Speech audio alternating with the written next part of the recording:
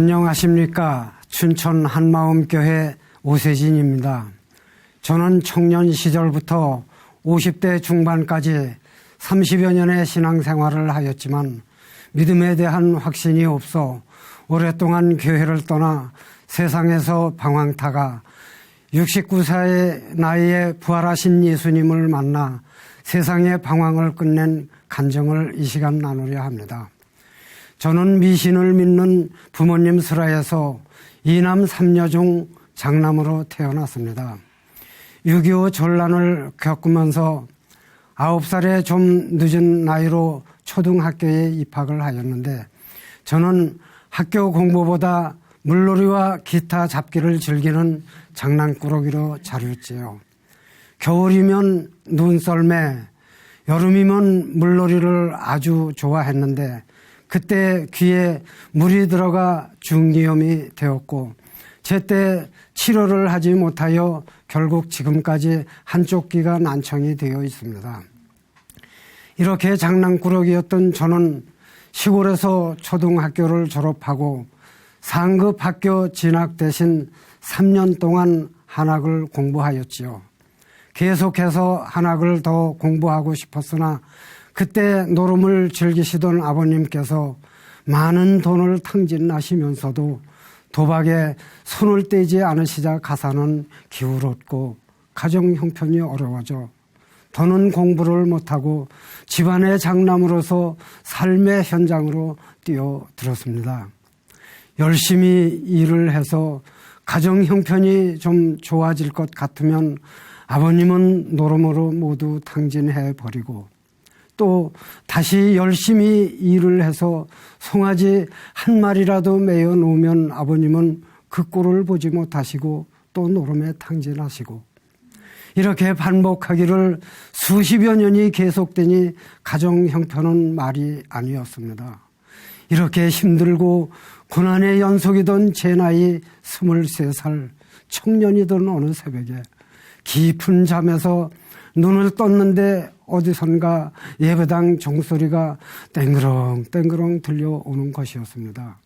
그 종소리는 동네 밖에 있는 군인교회의 새벽 종소리였습니다. 저는 지금까지 교회에 대해서는 전혀 관심이 없었는데 그 종소리는 계속 3일 동안 저의 새벽잠을 깨웠고 사흘째 되는 그날 새벽 종소리는 더 크게 들리는 것 같았습니다. 그 종소리는 마치 하나님께서 너 지금 집에서 뭐하고 있니? 어서 내게로 나오너라. 내가 너의 무거운 짐을 덜어주리라 하고 말씀하시는 것 같았습니다. 그래서 저는 그날 저녁 예배 때 교회로 달려갔지요. 하나님이 계시는지 믿음이 무엇인지 잘 몰랐지만 예배를 드리고 나오자 가슴 속으로부터 평온함이 찾아들었고 마음 또한 홀가분해지는 것 같았습니다.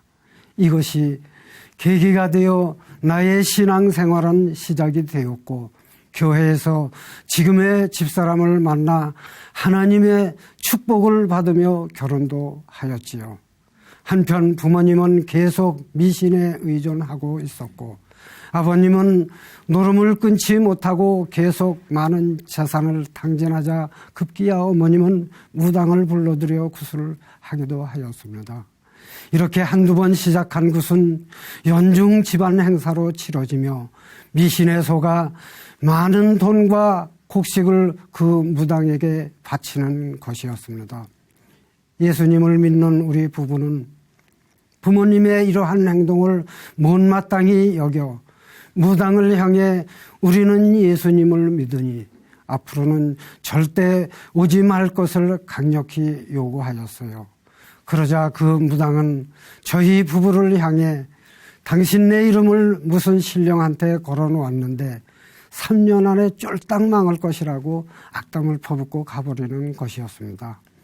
그때 어머님은 저에게 무당이 우리 집안을 저주했으니 무당 말대로 우리 집안이 쫄딱 망하면 어떻게 하느냐며 한숨을 다 쉬시더라고요. 하지만 저는 하나님께서 우리 집안을 잘 지켜주실 것이니 안심하세요라고 말씀드리고 저희 부부는 교회를 열심히 나갔지요. 전혀 희망이 없던 제 삶에 믿음으로 하늘나라에 대한 소망이 마음 가득 부어지는 것 같았습니다. 그러면서 저는 교회에서 집사의 직분을 받게 되고 교회 재정을 맡아보게 되었어요. 그리고 성도들의 헌금하는 것을 체크해 보기도 하였습니다. 어느 성도는 직분도 있고 믿음도 좋아 보였는데 헌금하는 것을 볼 때면 영 아니 올시다였습니다. 이렇게 헌금하는 무성도들의 믿음을 나의 잣대로 판단하고 정죄하기 시작하였고 결국은 나의 신앙심마저 흔들리고 혼미해져 갔습니다. 그러면서 지금까지 의심치 않았던 하나님은 과연 계시는 것일까? 원래 신앙생활이라고 하는 것이 이러한 것인가 하는 의문이 들게 되고 그동안 날 열심히 였던 30여 년의 신앙생활의 회의를 느껴 과거 문란했던 기질이 되살아나 교회를 떠나 세상으로 돌아갔습니다. 세상은 재미있었습니다.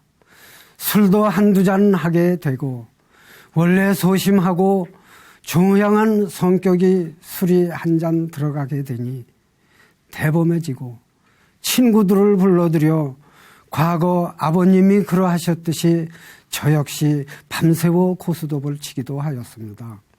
돈을 조금 잃으면 속상해서 한 잔, 돈을 따는 날이면 기분 좋다고 한 잔, 이렇게 늦게 배운 도둑질이 날 새는 줄 모른다고 교회를 떠나 고스톱과 술 그리고 세상 낙으로 세월을 보내고 있었습니다. 이 무렵 집사람의 오랜 지병으로 큰딸이 간호사로 근무하는 모 대학병원을 찾게 되었지요. 그곳에서 진료를 받으며 며칠씩 딸네 집에서 지내기도 하였는데 딸과 사위는 그때마다 자기네들이 다니고 있는 춘천 한마음 교회에 가보자고 하여 몇 번 따라가 보았습니다. 그런데 놀라운 것은 예배당에는 대부분 젊은이들로 가득 차 있었고 우렁찬 음성의 목사님 설교 말씀은 큰 확신으로 넘쳐났습니다. 복음은 부활이며 부활은 역사다 라고 선포하시는데 저는 이러한 말씀을 한 번도 들어본 적이 없었으므로 순간 머리가 띵했습니다. 무엇보다도 그때 저는 목사님의 저 큰 확신은 어디서 나오는 걸까 하며 나도 교회를 다시 오면 죽었던 나의 영혼이 다시 살아나겠구나 하는 생각이 들었습니다. 생각이 이에 미치자 아내와 상의를 하여 55년을 살던 정든 집과 농토를 모두 급하게 정리하고 철원 땅을 떠나 한마음 교회가 있는 춘천으로 이사를 하였습니다. 그리고는 새로운 마음으로 신앙생활을 시작하게 되었지요. 그러던 어느 날 히브리서 6장 말씀을 읽다가 그만 숨이 턱 막혀오는 것이었습니다. 즉 한 번 비침을 얻고 하늘의 은사를 맛보고 타락한 자는 다시 새롭게 하여 회개케 할 수 없다는 말씀이었습니다. 그렇지 않아도 하나님을 믿다가 실족하여 하나님을 버린 적이 있었던 저는 하나님께 늘 죄송한 마음이 있어 새벽 예배 시간이면 예배당 맨 뒤 의자 한쪽에 홀로 앉아 회개 기도를 하곤 하였는데 하나님을 믿다가 한 번 타락하면 다시 회개케 할 수 없다. 하나님을 믿다가 한 번 타락하면 다시 회개케 할 수 없다.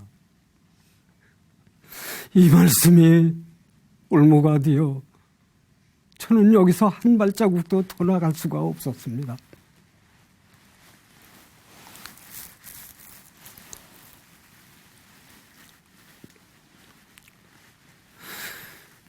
이 말씀이 목에 걸려 마음은 더욱 위축되었고 나는 다시 구원을 받을 수 없는 존재인가 하는 염려와 근심에 쌓여 있었습니다. 그러던 중 여름 수련회를 맡게 되었는데 수련회 마지막 날 목사님께서는 어쩌면 나의 마음을 꿰뚫으셨는지 히브리서 6장 말씀을 풀어주셨어요. 목사님께서는 이 구절이 난해한 구절인데 부활이 되면 무슨 말인지 이해가 되거든요. 그러시면서 성령의 도우심 받기를 원합니다 하시는 거예요. 부활이 되면 무슨 말인지 이해가 된다고? 나는 부활을 믿고 있는데 이 무슨 말씀인가? 목사님께서는 달리다 엎어지면 털을 닦지 말고 빨리 나가라고 말씀을 선포하고 계셨어요. 엎어지면 뒤로 가지 말고 뛰어나가라. 만약 내가 다시 출발선에 들어오면 십자가 사건을 내가 무용지물로 만들고 있는 것이다. 달리기 운동선수가 달리다 엎어지면 다시 일어나 뒤돌아보지 말고 앞으로 달려나가야지. 다시 출발선상으로 오면 되겠느냐. 코를 박지 말고 완전한 데 전진해 나가라고 거듭거듭 말씀만 하시고 계셨어요. 구원을 잃어버리는 것이 아니라 믿음의 초보로 다시 돌아가 회개하고 있다면 또다시 십자가를 현저히 욕보인다고 하시며 한 청년 성도를 향해 태정이 올라와 출발, 엎어져, 다시 돌아가, 또 엎어져, 또 가. 믿음의 초보로 돌아갈 필요가 없다고 하는데 또 가서 회개하고 십자가와 부활을 또다시 의심하고 있는 거예요 라고 하시는데 그 청년 성도를 통하여 마치 저희 모습을 보는 것 같았어요. 아, 부활이구나, 부활. 그래, 부활이었어. 부활의 확증으로 부활하신 예수님만 바라보며 엎어졌어도 다시 일어나 뒤의 것은 잊어버리고 그 푯대를 향해 달려가면 사는 거구나.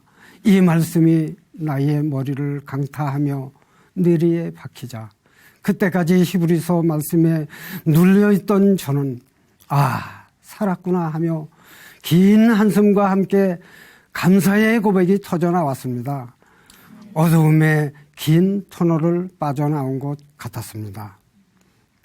사도행전에 죽은 자 가운데서 다시 살리신 것으로 모든 사람에게 믿을 만한 증거를 주셨다 하시고 요한복음에도 영접하는 자 곧 그 이름을 믿는 자에게는 하나님의 자녀가 되는 권세를 주셨다고 하시는데 지금껏 나는 이 부활하신 예수님을 지식적으로 믿고는 있었으나 내 마음의 주인으로는 영접하지 않고 있었음을 깨달았습니다.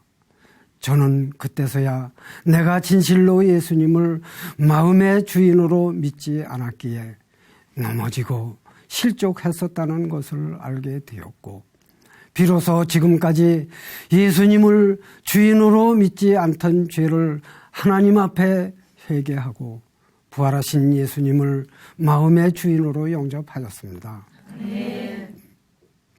목사님께서는 부활의 역사적인 사실이 확정된 후 예수님을 마음의 주인으로 모셔 들을 때만이 어떠한 감정과 느낌 그리고 상황과 둘레 환경이 바뀔지라도 결코 믿음이 흔들릴 수 없다고 하시는 것이었습니다. 제자들도 3년 동안 예수님을 따라다니며 그분의 기사이적을 목도하였음에도 불구하고 결정적일 때 예수님을 배반하였지만 죽은 자 가운데서 살아나신 후에야 제자들이 이 하신 말씀을 기억하고 성경과 및 예수의 하신 말씀을 믿었더라고 성경은 기록하고 있었어요. 이 말씀을 보면서 그래서 복음은 부활이고 부활은 역사다라고 하는 이유도 그때서야 저는 알아챘습니다.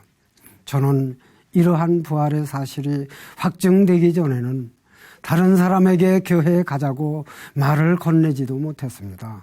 그러나 이제는 이 부활의 확증으로 말미암아 이웃과 친구들에게 담대하게 예수님의 부활을 전하고 있습니다. 얼마 전 저는 고향 친구들과의 친목회가 있었는데 이번 모임에 저는 아주 작심을 하고 참석을 하였어요. 전에는 모임에서 복음을 한마디도 전하지 못하였었는데 이번에는 담대하게 예수님의 부활이 역사적인 사실이라며 마음껏 복음을 전하였습니다. 이전 같으면 약간은 소심한 성격 탓도 있지만 복음의 확신이 없어 복음을 전하는 것은 언감생신 꿈도 꾸지 못했던 일이었었지요. 저는 이 이야기를 집에 와서 집사람에게 이야기하기도 하였으며 작은 교회 예배 때에도 지체들에게 보고하였습니다. 그리고 저의 아내는 저보다 사실 2살 위이지만 복음으로 말미암아 나이가 어린 저에게 주께 대하듯 하는 아내가 그렇게 예뻐 보일 수가 없습니다. 이 나이에 주책일지는 모르지만 너무나 사랑스럽습니다. 제 아내는 오래전 병원에서 허리 수술이 잘못되어 허리에 약간의 장애를 가지고 있지만 하나님 아버지 은혜로 살아가는 데는 별 지장이 없습니다.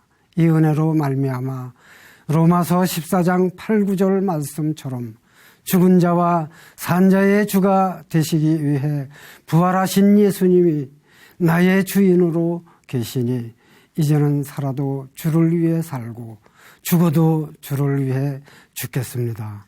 이렇게 예수님의 부활이 나에게도 실제가 되니 복음이 너무 귀하고 이 귀한 말씀을 들을 수 있도록 눈과 귀를 열어주신 주님의 은혜에 항상 감사하며 영원한 하늘나라에서 주님을 만나는 그날까지 부활을 세상에 전파하는 사명자의 삶을 살겠습니다. 감사합니다.